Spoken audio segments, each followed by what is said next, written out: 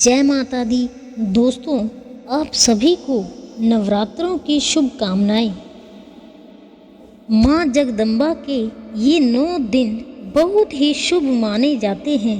माँ दुर्गा को शक्ति का प्रतीक माना जाता है। भक्त 9 दिन माँ की आराधना भक्ति करते हैं, उपवास रखते हैं और माता का पूजा अर्चना करते हैं। ये 9 दिन माता रानी हमारे घर आती हैं और हम सब इन 9 दिनों में माता की आराधना भक्ति भाव से करते हैं और उपवास रखकर माँ की पूजा करते हैं। इन 9 दिनों में माँ की 9 अलग अलग रूपों की पूजा होती है।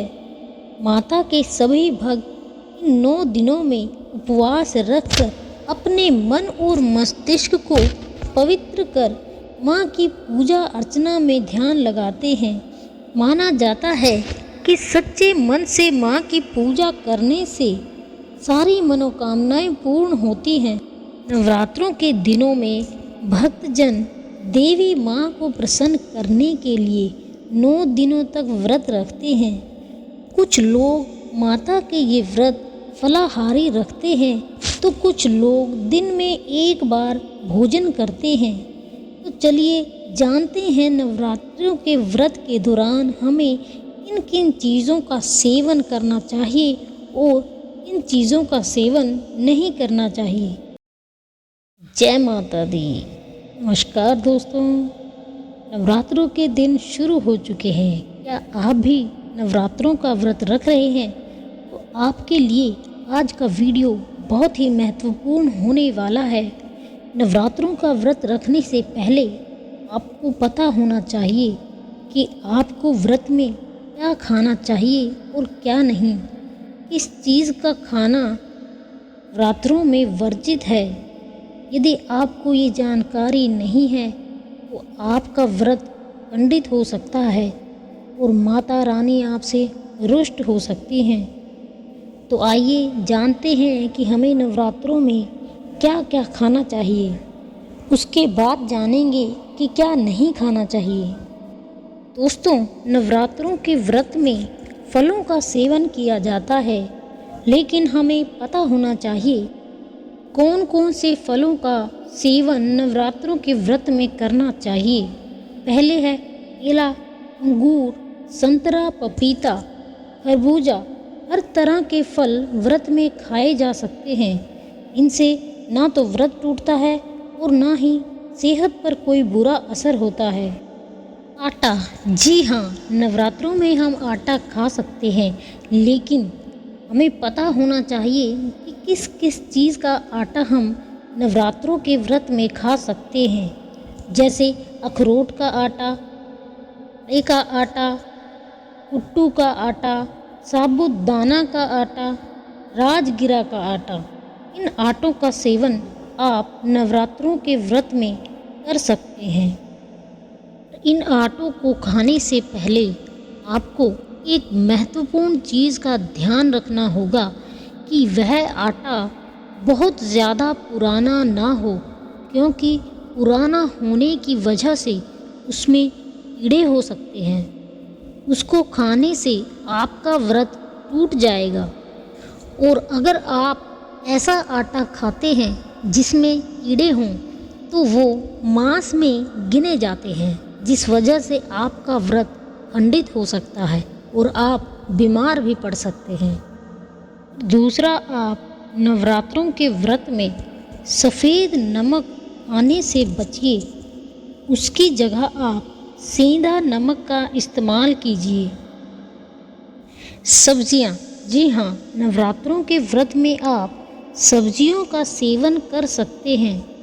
कुछ सब्जियां ऐसी हैं जिनका सेवन नवरात्रों के व्रत में किया जा सकता है, परंतु कुछ ऐसी हैं जिन्हें आप नवरात्रों के व्रत में नहीं खा सकते। जो सब्जियां नवरात्रों के व्रत में खाई जा सकती हैं वे हैं कच्चा केला, खीरा, टमाटर, लौकी, कद्दू, अरबी, आलू, पालक आदि सब्जियों का सेवन आप नवरात्रों के व्रत में कर सकते हैं, जिससे आपके शरीर में ऊर्जा भी बनी रहेगी और आपका व्रत भी पूरा होगा। दोस्तों, कुछ मसाले भी हैं जिनका सेवन आप नवरात्रों के व्रत में कर सकते हैं, जैसे जीरा पाउडर, हरी इलायची, काली मिर्च पाउडर, दालचीनी, अजवाइन, काली मिर्च और लौंग का इस्तेमाल कर सकते हैं। शारदीय नवरात्रि के दौरान दूध और डेयरी उत्पादों का सेवन भी किया जा सकता है। डेयरी प्रोडक्ट में आते हैं दूध, पनीर, घर का बना मक्खन, घी, दही, कंडेंस्ड मिल्क आदि, जिनका सेवन आप नवरात्रों के व्रत में कर सकते हैं। और कुछ ड्राई फ्रूट्स भी हैं, इनका सेवन किया जा सकता है। व्रत में एनर्जेटिक बने रहने के लिए ड्राई फ्रूट्स सबसे अच्छा विकल्प है। मूंगफली, खरबूजे के बीज, किशमिश, अखरोट, काजू, बादाम, पिस्ता, इन सभी ड्राई फ्रूट्स को नवरात्रों के व्रत में सेवन किया जा सकता है और साथ ही इसे व्रत में बनाए जाने वाले खाने में भी डाल सकते हैं। व्रत में ड्राई फ्रूट्स का सेवन करने से आपका शरीर कमज़ोरी महसूस नहीं करेगा और आप में पूरा दिन एनर्जी भरी रहेगी और साथ ही इनका सेवन करने से आपका व्रत भी खंडित नहीं होता। ये सब कुछ चीज़ें हैं जिनका सेवन आप नवरात्रों में कर सकते हैं और अपने व्रत को पूरा कर सकते हैं। लेकिन कुछ चीज़ें ऐसी भी हैं जिनका सेवन नवरात्रों में करना वर्जित है और यदि आप उनका सेवन करते हैं तो आपका व्रत टूट सकता है।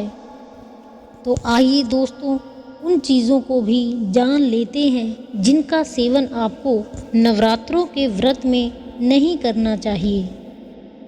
सबसे पहले है गेहूं और चावल। ये नियमित अनाज है, इनका सेवन नवरात्रों के व्रत में बिल्कुल नहीं करना चाहिए। साथ ही मैदा, सूजी और बेसन व्रत में नहीं खाने चाहिए, क्योंकि यह अनाज व्रत में पूरी तरह से वर्जित होते हैं। और सभी प्रकार की दालों से भी बचना चाहिए। इसकी जगह आप साबूदाने और कुट्टू के आटे का सेवन कर सकते हैं। व्रत रखने वालों को फलियां, दाल, चावल और ये सब आटे नहीं खाने चाहिए। दोस्तों, नवरात्रों का व्रत रखने वाले को प्याज और लहसुन का सेवन भी नहीं करना चाहिए। ये शरीर और दिमाग के लिए भी हानिकारक होते हैं। इन 9 दिनों के दौरान सात्विक आहार का ही सेवन करना चाहिए। लहसुन और प्याज को तमोगुण वर्धक माना जाता है। लहसुन और प्याज उत्तेजना और काम भाव बढ़ाता है। इसके अलावा शास्त्रों में इसे राक्षसी भोजन कहा गया है। यह तामसिक भोजन में आते हैं। इनके सेवन से आपका व्रत टूट सकता है। लिए नवरात्रों के व्रत में लहसुन और प्याज खाने से परहेज करें। नवरात्रों के दौरान या नवरात्रों के व्रत में कभी भी मांस, मच्छी, चिकन, अंडे ऐसे मांसाहारी पदार्थों का सेवन नहीं करना चाहिए और ना ही इन दिनों में शराब का सेवन करना चाहिए। यदि आप व्रत नहीं भी रखते हैं तब भी आपको इन चीज़ों से दूर रहना चाहिए और इनका सेवन नहीं करना चाहिए।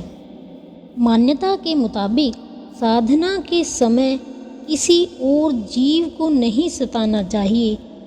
पाठ करने वालों को जीवों पर दया भाव रखना चाहिए और अहिंसक रहना चाहिए। और इनका सेवन तो बिल्कुल भी नहीं करना चाहिए, वरना आपका व्रत टूट जाएगा।